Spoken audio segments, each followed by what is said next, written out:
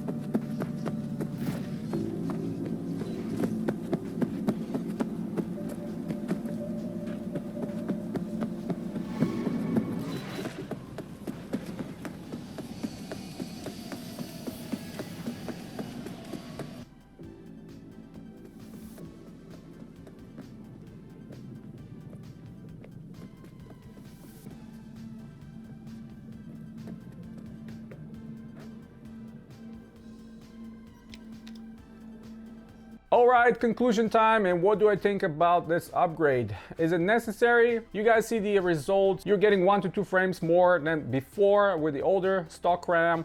Now with the newer one, supposedly much better. Yeah, it's a small bump. And for me personally, I'm gonna keep that clef memory inside just to squeeze those a couple frames more. But if you wanna do this, you need to make the decision if those frames are valuable, if you wanna spend the money to get that memory upgrade. Now, I'm going to test that specific memory with some of the AMD-based laptops and see if that performance gain, if it's gonna be better there, which I'm expecting probably will be, but here with the Intel CPU, I'm not seeing a huge difference. Now, the bigger difference is with the undervolting and having temperatures significantly dropping, quieter performance, much better performance, and much higher boost on the GPU with higher wattage, and that gives us a little bit more smooth gameplay, more consistent frames, and overall better experience while gaming. And not only when it comes to frames, but also noise and temperatures. Again, big deal for me because summer will eventually come and you don't want those temperatures to be very high and then the noise to be way too much. Now with the undervolting, the fans are spinning less, the noise is less, so I am very impressed with the results I'm getting. And each one of you can do this very easily, very quickly. Use throttle stop or use Intel XTU. Set your undervolt options and off you go. You're not gonna spend more than 10 minutes to set them up. Testing is gonna take a little bit longer, so it's up to you. And every chip is going to be different. But so far, I'm impressed with these results. The temperatures dropped significantly. I'm talking about 7-8 degrees in my situation.